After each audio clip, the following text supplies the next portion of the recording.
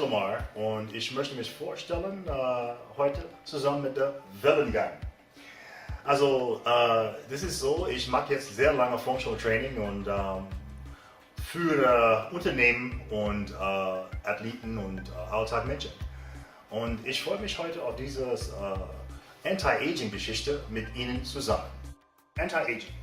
Also in meinem Sicht von meinem Gebiet, wo ich arbeite, die Menschen sind zwischen Alter 35 bis 80 Jahre alt.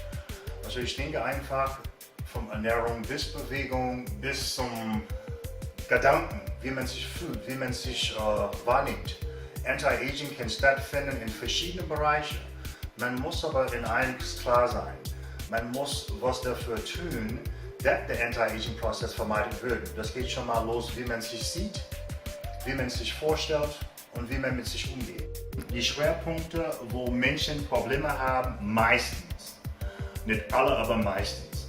Das geht schon mal los bei der Bauchbereich, okay? Bauchbereich, das Zentrum des Körpers, ja, quasi hier. Dann geht es weiter in Lumbarbereich, über die Hüfte. Dann haben wir noch den Trapeziusbereich zwischen die Schulterblätter, hier oben, obere Trapezius. Dann haben wir den Nackenbereich, okay, und den oberen Trapeziusbereich und so weiter über die Gelenkerkette, je nach Bedarf. Und das Gesäß wollen wir auch nicht vergessen. Das sind alle Schwächen in der Körper, wo das führt zu unheimlich viel Mangel in der gesamten Muskulatur.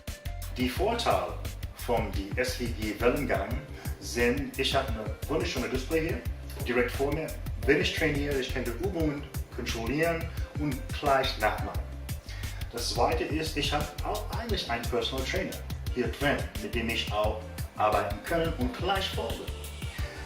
Die andere ist, ich habe eine super Edelstahl-Ausstattung. Ich habe auch noch die Seile hier, mit denen ich kombinieren kann zu arbeiten, für statisch oder ohne Säule, also ohne die Bänder oder die Kabel, dynamisch auch noch zum Einsatz.